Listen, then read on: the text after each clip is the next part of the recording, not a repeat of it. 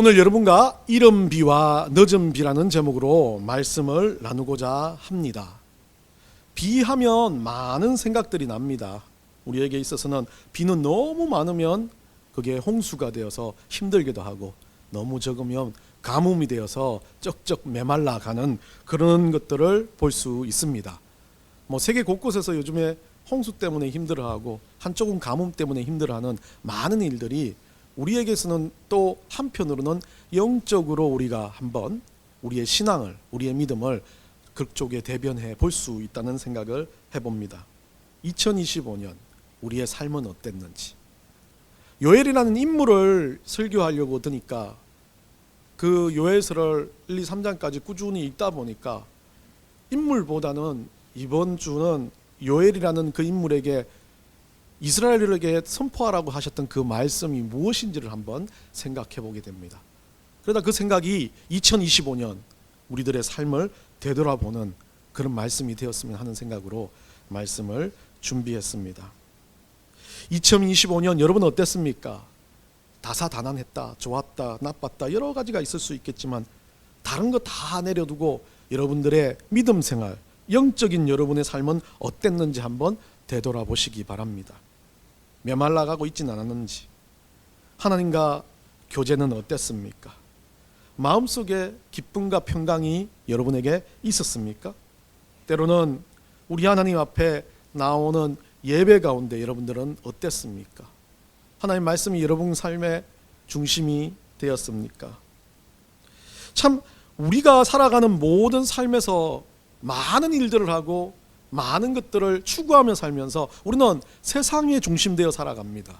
그러다 보니까 그리스도인이라는 이름 앞에 주객이 전도되어서 세상이 중심적으로 살다가 일주일에 한 번 정도 주일날 주님 앞에 와가지고 취미생활 하듯이 예배를 드리진 않았습니까? 성도의 삶이, 모든 일주일간 삶이 예배가 되어야 되는데 우리의 예배는 주일날 그냥 취미생활 하듯이 드려지는 예배, 아니면 주일날 불안해서 내가 그냥 이 예배를 빼먹으면 좀 마음이 그래서 드리는 예배가 되었는지 한번 다시 돌아보아야 할 것 같습니다. 찬바람이 불어닥치고 날씨가 추워지면서 우리 속에서도 그토록 따뜻하게 열정적이었던 하나님을 향한 뜨거움이 조금씩 식어가고 있는지 한번 생각해 보시기 바랍니다. 하나님을 만난다는 것, 예배를 드린다는 것, 어찌 보면 이 땅 가운데 살아가는 우리들에게, 그리스도인에게서는 가장 중요한 핵심이 되어야 되는데, 하나님을 만나는 것이 아니라 세상을 만나고, 하나님을 만나는 것이 아니라 우리의 가지고 있는 이기심을 만난다면 그것보다 큰 재앙은 없을 것이라고 생각합니다. 일주일에 한 번이라도 주님 앞에 나와 우리를 되돌아볼 수 있는, 우리를 주님의 뜻 안에 다시 한번 밀어넣을 수 있는 장치가 필요한 것이 이 주일 예배입니다. 어쩌면 이 주일 예배가 여러분의 삶에는 이른 비가 되고 늦은 비가 될 것이라는 것입니다. 어쩌면 우리 인생에 이 하나님께서 주시는 예배의 강력한 역사에도 불구하고 우리는 또 드리고 나면 힘들게 살아가는 우리들의 삶을 다시 한번 생각해 보면서 우리에게 한번 이 요엘 선지자가 주님 앞에서 외쳐 불렀던 회복이 우리에게 좀 일어났으면 하는 바람으로 생각을 좀 말씀을 나눠보고자 합니다. 요엘 선지자는 누구보다도 많은 이들에게 회복의 선지자다. 그 말씀이 요엘이 회복을 시킨 건 아니지만 하나님께서 회개 기도를 하고 돌아섰을 때 이스라엘 민족에게 그 큰 세 가지 재앙이 있었고 회개 기도를 선포하고 금식을 선포했던 요엘로 통해서 이스라엘 민족이 회개하고 돌아섰을 때 하나님께서 주시는 메시지가 얼마나 크고 따뜻한 행복이요, 비전이요, 회복의 메시지인지를 우리는 조금 알고 있습니다. 물론 오늘 처음 듣는 여러분들은 한번 요엘서를 보시면서, 지금 오늘 말씀을 듣고 집에 가서 요엘서 일주일 동안 요엘서를 한번 읽어보시면서 2025년 나에게 주신 은혜가 뭔지, 2026년 우리 하나님께서 주실 회복의 역사가 뭔지를 한번 생각해 봤으면 좋겠습니다. 요엘서의 첫 번째는 다른 어떤 것도 없습니다.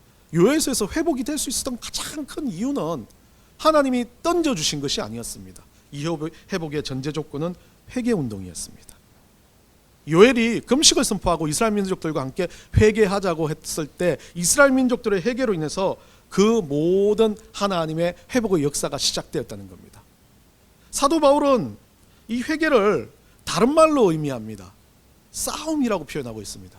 우리 한번 로마서 7장 23절에서 25절 읽어봅시다. 다 같이 읽어봅시다. 내 지체 속에서 한 다른 법이 내 마음의 법과 싸워 내 지체 속에 있는 죄의 법으로 나를 사로잡는 것을 보는도다. 오라 나는 공고한 사람이로다. 이 사망의 몸에서 누가 나를 건져내랴. 우리 주 예수 그리스도로 말미암아 하나님께 감사하리로다. 그런즉 내 자신이 마음으로는 하나님의 법을 육신으로는 죄의 법을 섬기노라. 사도 바울의 고백입니다. 자기 가운데서 늘 싸운다는 거예요. 자기 가운데서 늘 죄와 사망의 법과 하나님의 법이 싸운다는 겁니다. 그러면서 사도 바울은 뭐라고 그럽니까? 마음으로는 하나님 따르지만 육신으로는 죄로 말미암아 살고 있다라고 이야기합니다. 우리도 마찬가지입니다. 25년 우리들의 삶은 싸움의 연속이었습니다. 그 싸움의 연속 중에 가장 중요한 핵심은 사도 바울이 말하는 것처럼 그 싸움 안에 하나님을 향한 법이 내 안에 들어와 있냐는 겁니다. 하나님의 법이 내 안에 들어와 있으면 그 싸움은 회개의 연속이 되는 겁니다. 그런데 하나님의 법이 없으면, 말씀이 없으면, 은혜가 없으면 그것은 회개도 아니고 아무것도 아닌 그냥 세상에 끌려다니는 그런 인생이 되어버릴 수밖에 없다는 겁니다. 하나님은 우리 그리스도인이라는 이름을 주시면서 우리에게 한 가지 정확하게 주셨던 것은 이렇게 싸웁니다. 힘듭니다. 질 것 같고 좌절한 것 같고 아무것도 못한 것 같고 2025년 생각해보면 그냥 쓰라린 고통밖에 없고 주님 앞에 한 것도 없고 자존감도 떨어지고 생각도 없어지는 그 순간에 주님은 단 한 가지 말합니다. 사도 바울이 말했던 이것과 똑같이 사도 바울은 또다시 주님께서 우리에게 주셨다는 이 말을 하는데요. 고린도후서 2장 14절 우리 다 같이 한번 읽어봅시다. 항상 우리를 그리스도 안에서 이기게 하시고 우리로 말미암아 각처에서 그리스도를 아는 냄새를 나타내시는 하나님께 감사하노라. 사도 바울은 그렇게 싸운다고 하면서 자기가 제법을 따른다고 하면서 육신으로 뭐라 그럽니까? 결론은 항상 우리를 이기게 하시는 주님. 여러분 삶은 어떤지 모르겠지만 우리는 지는 싸움을 하는 사람들이 아닙니다. 우리의 싸움에는 늘 언제나 주님께서 주시는 이른 비와 늦은 비와 같은 축복이 있다는 것을 기억하시면서 여러분이 세상 가운데 그리스도인으로 살아가는 그 싸움에서 항상 예수 그리스도로 말미암아 이기는 인생들이 되시기를 원합니다. 요엘 선지자 한번 생각해 봅시다. 요엘 선지자는 제가 순서대로 가다 보니까 엘리사가 떠나고 난 다음에 오바댜라는 선지자가 애매합니다.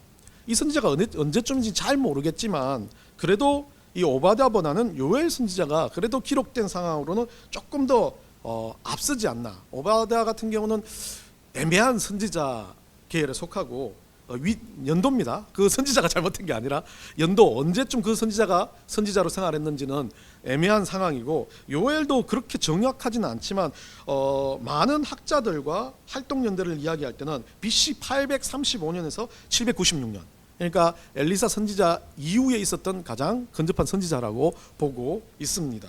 이 요엘 선지자가 활동했던 이 시기는 남유다 8대 왕이었던 요아스가 통치하는 시기였다는 것은 확실한 시기이고 요엘 선지자도 3장 1, 2, 3장의 기록만으로 끝나버리는데 그 이후에는 요엘 선지자의 기록들이 없기 때문에 정확한 이 사람의 어떤 인격이나 행태들은 정확하게 나와 있지 않습니다. 결국 요엘 선지자는 1, 2, 3장에서 선지자의 덕목으로 어떤 행동에 촉구하는 회개를 촉구하는 행동 외에는 대부분 하나님의 말씀을 선포하고 예언을 선포하고 결국 하나님의 그 말씀을 선포하는 것으로 끝내는 그런 모습을 보게 됩니다. 그래서 이 요엘이라는 인물을 그냥 단순하게 보라보기보다는 요엘이라는 이름으로부터 우리가 생각해 볼 수 있는데 요엘은 여호와라는 야훼라는 이 명사와 엘 하나님 두 개가 합쳐진 겁니다.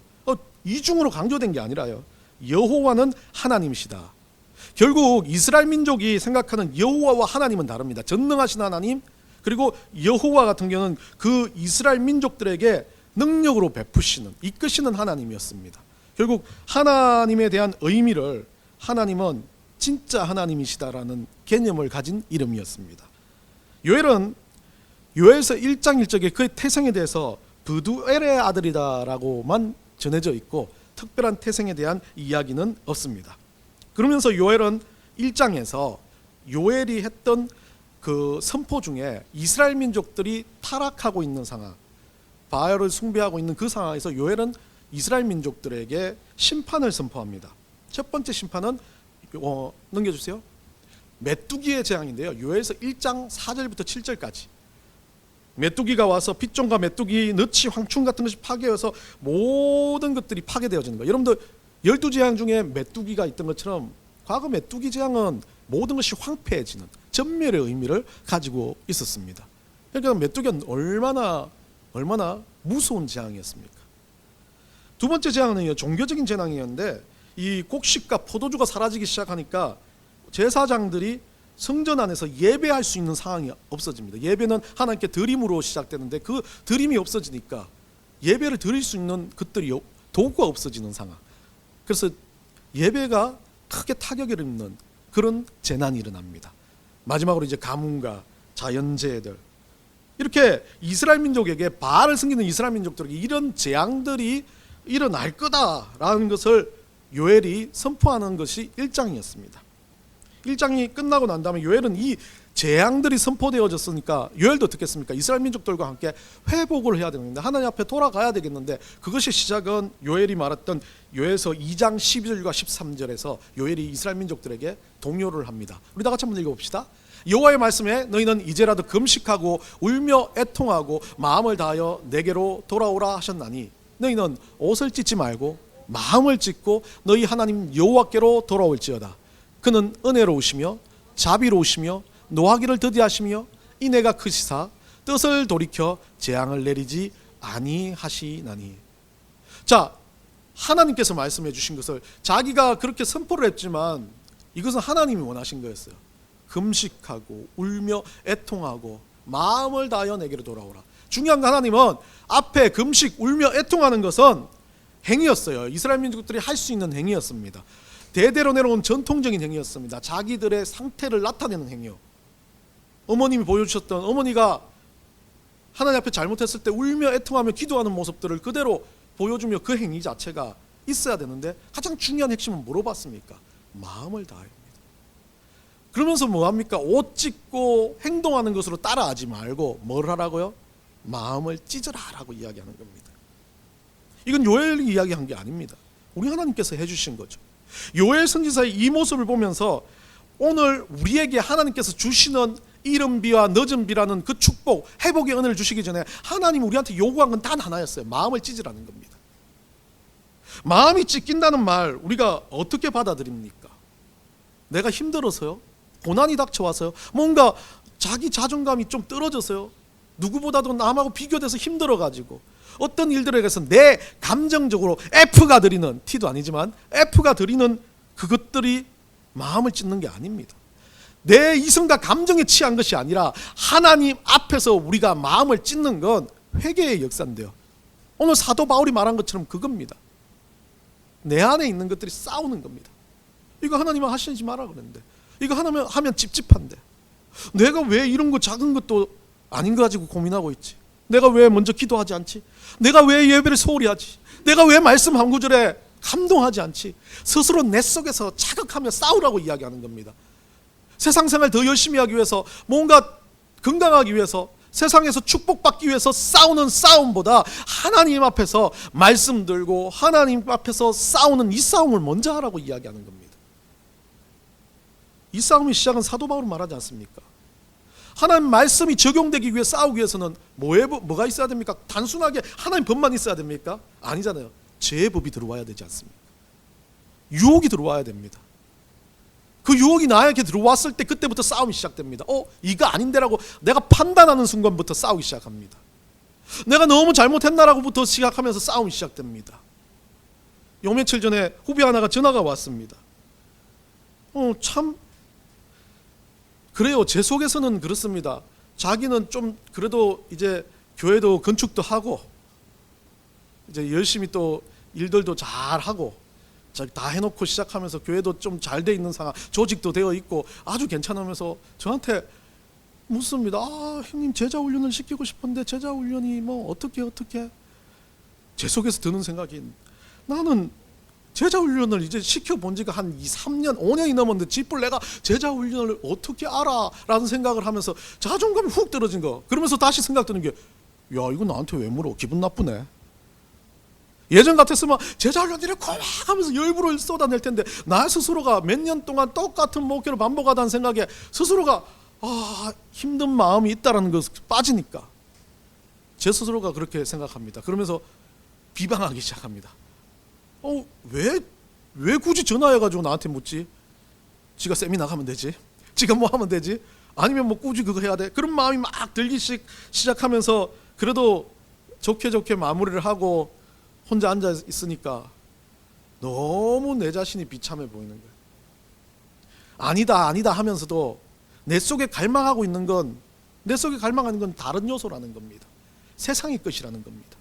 하나님 일을 열심히 하고 나는 이걸로 만족해라고 생각하지만 하나님께서 주시는 것으로 만족한다고 말하지만 세상의 것이 가지고 싶다는 생각이 나에게도 있다는 겁니다.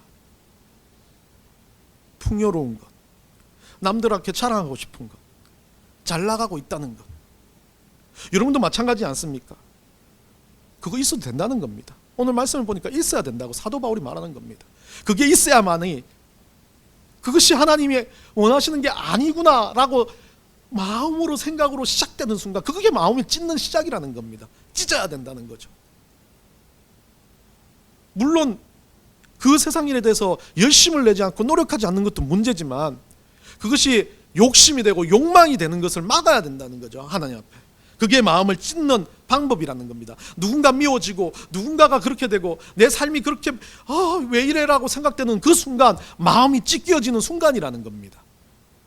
누군가와 비교되고 누군가를 통해서 정말 미운 마음이 들어오고 질투의 마음이 들어오고 부족함이 들어오고 고난이 들어왔을 때 마음을 찢을 수 있다는 겁니다. 육체의 힘듦이 들어와요. 아파요. 그때 마음을 찢을 수 있습니다. 자식들을 바라보면서 생각을 합니다.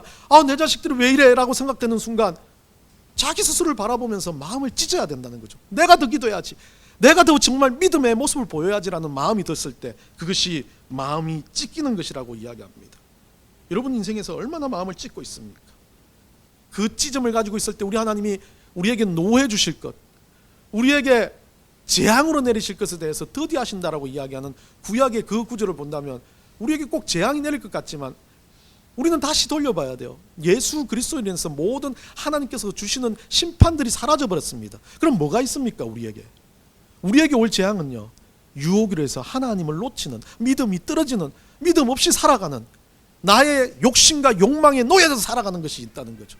그것을 이기기 위해서 뭐 하라고요? 옷을 찢지 말고, 가진 것을 찢지 말고 진짜 우리의 마음을 찢으라고 말합니다. 그러면서 요에서는요, 이 2장 28절부터 32절까지는 성령 강림에 대한 이야기를 합니다. 그렇게 했을 때 일어나는 회복의 역사를 이야기하는 거죠. 우리 여러분들 너무 잘 아는 찬양 중에도 있는 그런 말씀인데, 우리 요에서 2장 28절 다 같이 한번 우리 읽어봅시다. 그 후에 내가 내 영을 만민에게 부어주리니 너희는 너희 장녀들이 장래일을 말할 것이며 너희 늙은이는 꿈을 꾸며 너희 젊은이는 이상을 볼 것이며. 요엘서에 나오는 내용이지만 우리 마지막 날이라는 찬양으로도 많이 불렀지 않습니까? 그런데 이해가 안 되는 것들이 많이 있었어요. 찬양을 부르면서 우리 영이 들어오면 자녀들이 뭐해요? 장래일을 말할 것이고, 정말 성령이 나 안에 충만하면 늙은이들은 꿈을 꾼다 그러고요, 젊은이들은 뭐라 그럽니까? 이상을 볼 것이다 라고 이야기합니다. 어떤 사람들은 뭐 이거 가지고 여러 가지 이야기를 하지만요, 저는 앞쪽을 이야기한다면 마음을 찢으라고 이야기하는 그 말에 회개의 운동이 일어났을 때, 성령이 들어왔을 때의 역할은 뭐냐면, 자녀들은 자신들이 살아갈 장래 일들을 말할 수 있는 거예요. 당연히. 왜요?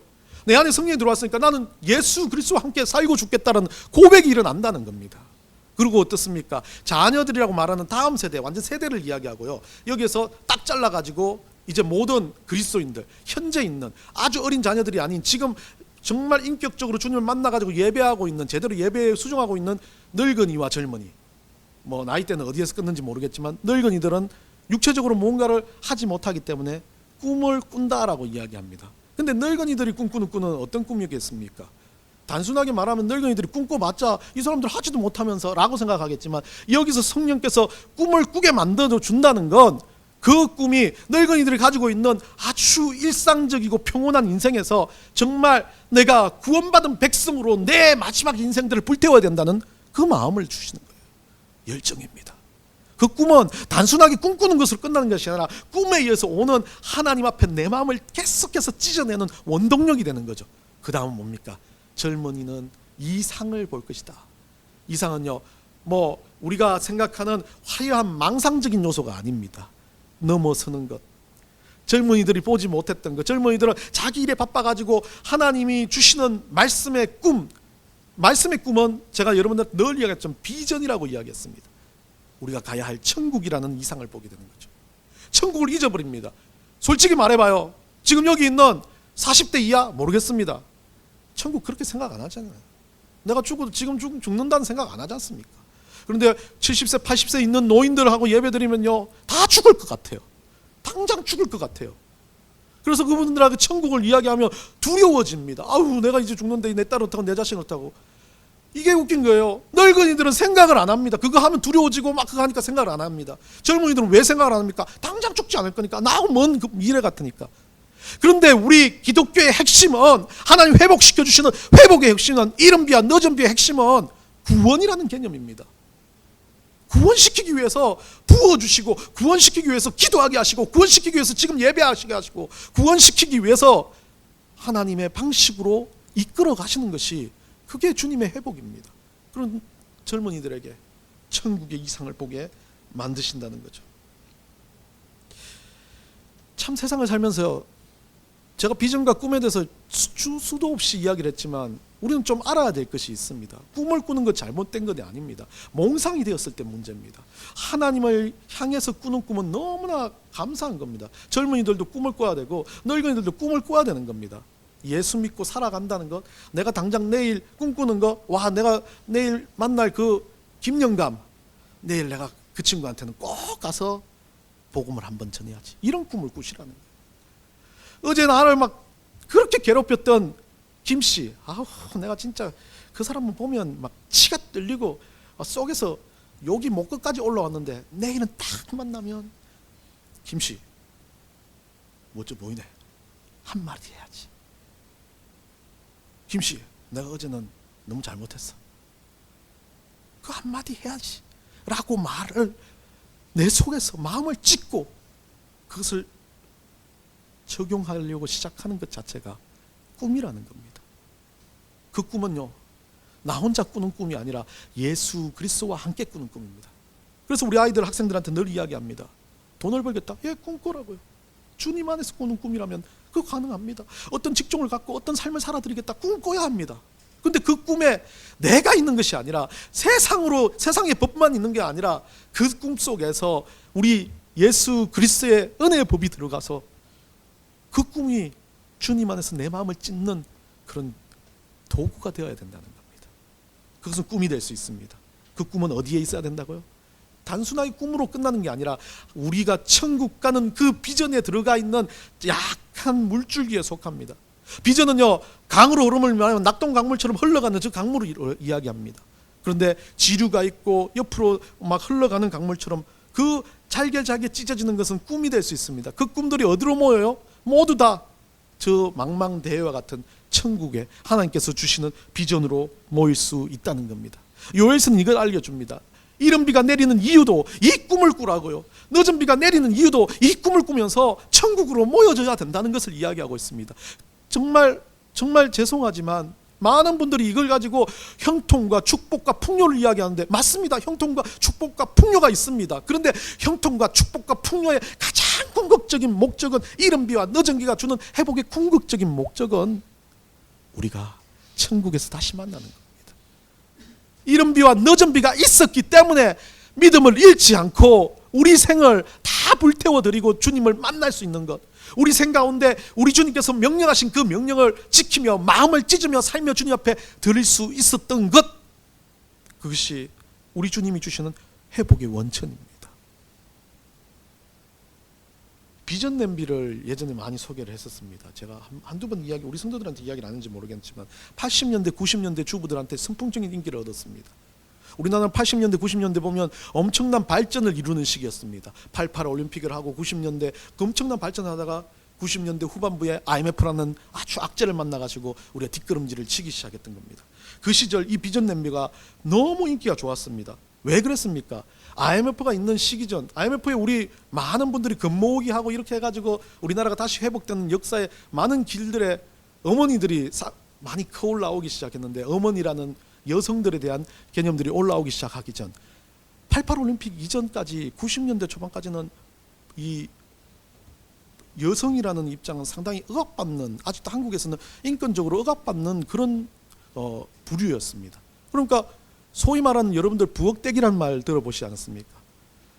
이 80년대 90년대는 여성들이 부엌대기였습니다. 여성적으로 뛰어난 인물들도 많았지만 그 사람들이 그만큼 자기 할 일을 다 못했던 것 같습니다. 그러다 보니까 여성들은 피해당하고 부엌대기로 무언가의 남성들의 전유물처럼 여겼던 그 시기에 비전 냄비가 출시됐는데, 왜 그렇게 비전 냄비가 여성들한테 선풍적인 인기를 얻었는지 모르겠지만 저는 그렇게 생각합니다. 이 비전 냄비는 투명합니다. 잘 보여집니다. 속이 다 보여집니다. 그렇기 때문에 남성이나 여성이나 부엌대기였던 자기의 모습이 그 비전 냄비에 투영된 건 아닌가 생각을 해봅니다. 그냥 풀풀 끓고 있는 그 냄비 안에 자기의 모습이 들어가 있는 것 같이 다 무시하는 것처럼 나를 다 깨뜨려 보는 것 같이, 비전 냄비가 그 여성들의 꽉 막히고 해소하고 싶었던, 다 보이니까 너무 다 뚫려 있으니까 부엌에서 벗어나고자 하는 그 해소하고 싶은 욕구를 분출하는 요소가 되지 않았는가 생각을 해보면 제 생각입니다. 그런데 제 생각과 달리 이 비전 냄비는 뭐가 있었습니까? 보인다는 거죠. 안이 보입니다. 그리고 비전 냄비가 깨끗하면 어떻습니까? 안과 뒤쪽이 다 보입니다. 비전은 이런 겁니다. 그 속에 믿음 없이 나의 욕망과 더러운 것들이 차면 그 뒤에 것이 보이지 않아집니다. 그런데 하나님 것으로 채워져서 그것이 깨끗해지고 회개의 역사 가운데 그것이 예수 그리스도의 보혈로 씻김을 당하는 순간 앞에서 보는 그 모습이 끝까지 보여질 수 있다는 거죠. 여러분들, 우리는 이 땅 가운데 살아가면서 어떤 이유에서든지 우리 삶의 것으로 보고 만족하고 사는 인생들이 아니란 걸 기억해야 됩니다. 요엘이 외치는 이 회복의 정점에서 정말 주님께서 성령을 부어줘서 우리가 이 땅 가운데 천국을 보고 살아갈 수 있는 그 비전을 볼 수 있는 존재가 되어야 된다고 이야기합니다. 그 회복의 아주 대명사처럼 이야기하는 것이 이른 비와 늦은 비입니다. 오늘 본문을 보면요, 21절에서 보면 먼저 땅을 회복시킵니다. 오늘 본문을 빨리 보고 진행하겠습니다. 보면 21절에 보면 땅을 회복시키고, 그 땅이 회복되니까 들짐승들이 회복되고, 22절에요 그 나무들 열매들이 회복되고, 23절에 보니까 그 땅의 회복의 시작이 어떻게 돼요? 시온의 자녀들로 회복이 되어서 그 모든 이에 우리 하나님께서 이른 비와 늦은 비를 주심으로써 회복이 된다는 거죠. 이른 비와 늦은 비는 땅에 회복되는 그 역할이었습니다. 이스라엘 민족들에게 이른 비는 가을에 내리는 비, 늦은 비는 봄에 내리는 비입니다. 결국 물이 없는 그 시절, 쩍쩍 말라갈 수 있는 그 시절에 풍요롭게 비가 내리는 게 이른 비와 늦은 비를 의미합니다. 두 번 내릴 수 있는 그 비요. 그러면 그 비가 가지고 있는 풍요로움은 아주 어렵고 아주 힘든 고난 가운데 정말 주님께서 주시는 은혜의 충만함을 이야기하고 있습니다. 이것이 회복이라고 이야기를 합니다. 그런데 그 시작은 어디였습니까? 땅이었습니다. 그리고 만물이었습니다. 그 만물 다음에 누구요? 시온의 자녀라고 이야기합니다. 결국 이 땅이 회복되어지고 만물이 회복되어지는 모든 가정의 끝자락에 누가 회복되기 위해서? 이스라엘 민족, 하나님을 따르는 너희들, 소위 말하는 오늘날 우리들, 그리스도인들을 이야기하는 겁니다. 이 그리스도인들을 회복시키기 위해서 하나님이 쓰시는 방법은 이른 비와 늦은 비라는 이야기입니다. 그 이른 비와 늦은 비가 단순하게 땅의 회복을 위해서 주는 것이라고 생각할지 모르겠지만 저는 이 이른 비와 늦은 비를 다르게 생각합니다. 이른 비는요, 오늘 우리가 우리 예수 그리스도를 처음으로 만나서 인격적으로 만나서 믿음으로 주님은 그리스도시요 살아계신 하나님의 아들입니다라고 고백했던 그 베드로의 고백과 같은 예수 그리스도를 나의 구원자로 믿는 믿음의 첫째입니다. 그 안에 그러면 어떻게 된다고요? 그 믿음이, 그 고백과 함께, 그 믿음과 함께 내 안에 뭐가 들어옵니까? 성령이 내주하시기 시작합니다. 성령이 내주한다고 그냥 살아갑니까? 아니지 않습니까? 여러분들 정말 이번 2025년 나는 성령이 충만해서 엄청난 역사 가운데 살았다, 손들어 보세요. 아니지 않습니까? 넘어지고 쓰러지고 미워지고 아파지고 힘들어지고 고난스럽고 때로는 기쁘고 때로는 슬프고 그렇게 살아와죠. 롤러코스터지 울렁울렁 살아갑니다. 이 이른비는 벌써 맞았습니다. 이 이른비에 대해서는 한 번씩 또 더 맞습니다. 예수님이 돌아가셨던 그 기간을 생각할 때마다, 말씀을 볼 때마다, 이 이른비는 언제든지 반복해서 맞을 수 있지만 이른비는 때로는 예수 그리스도의 그 은혜에 대해서 우리가 잘 느끼지 못할 때가 많습니다. 늦은 비는 뭐겠습니까? 예수 그리스도를 구원으로 받아들인 그것에 대해서 우리가 1년에 한 번 6월절에 예수님 앞에 눈물을 흘리듯이 은혜를 누리는 것처럼, 근데 그 은혜를 누리면서 뭐가 일어납니까? 이 늦은 비는요, 내가 그 예수님 때문에 받았던 그 은혜와 함께 예수님 때문에 함께해서 내가 가야 할 그 구원의 마지막 결정을 내릴 그 순간까지 맞는 비입니다. 주님을 위해서 내가 또 오늘도 천국을 향해 가고 있구나, 오늘도 내가 주님 앞에서 살아가고 있구나라는 것을 다시 한번 알려주는 게 늦은 비라고 저는 생각합니다. 여러분은 매번 이 이른 비와 늦은 비가 주님 안에서 촉촉히 젖어는 인생이 되어야 합니다. 그것을 위해서는 아까 말씀드렸던 것처럼 마음을 찢는 것이 가장 중요하다는 거죠. 이른 비와 늦은 비의 축복은 단순하게 주님께서 나에게 부어주시는 것이 아니라 내 마음을 열어놓았을 때 그 비를 받아들일 때가 중요한 거죠. 그 비가 내 속에 들어와 촉촉히 젖어드는 순간 그 이른 비와 늦은 비는 역사하기 시작합니다. 그 이른 비와 늦은 비는 나를 통해서 그리스도인으로 살아가는 시온의 자녀에게 회복의 역사를 주셨던 것처럼, 시온의 자녀에게 정말 하나님께서 다시 돌아와 풍요의 역사를 맛보라고 춤추며 노래하게 만들었던 것처럼, 우리에게도 그 이른 비와 늦은 비는 그렇게 우리 주님께서 주셨던 그 은혜라는 것을 기억하시기 바랍니다. 그래서 24장에 보면요, 마당에는 밀이 가득하고 독에는 새 포도주와 기름이 넘치리로다. 뭐가 있습니까? 이 이른 비와 늦은 비가 왔을 때, 은혜가 들어왔을 때, 예수 그리스도께서 나를 위해서 죽으셨던 그 죽음이 안타까워질 때, 예수님께서 정말 죄 때문에 그 보혈의 피를 다 흘리셨다는 그 마음이 감정적으로 내 안에 들어와서 내 속에서 그것이 작용을 할 때, 그냥 감정적으로 끝나는 게 아니라, 와, 그러니까 내가 예수님 때문에 오늘도 살아야지라는 결단이 생겨날 때, 그리고 오늘도 살면서 예수님을 또 잊어버리더라도 나는 또 오늘 하루 천국을 위해서 한 걸음 한 걸음을 내딛겠다는 또 결단하고 또 살아드릴 때, 그때 뭐가 일어납니까? 그때 이런 풍성함의 역사가 일어난다는 거죠. 밀이 가득하고 새 포도주가 넘치고 기름이 넘친다. 소위 말하는 말처럼요, 그냥 우리 세상 살아가는 풍요로 느껴질지 모르겠지만 밀은 먹고 싶은 우리의 먹거리입니다. 육신의 먹거리입니다. 기본적인 생활권에 대한 이야기죠. 그 다음은 뭡니까? 포도주입니다. 그 다음은 뭡니까? 기름입니다.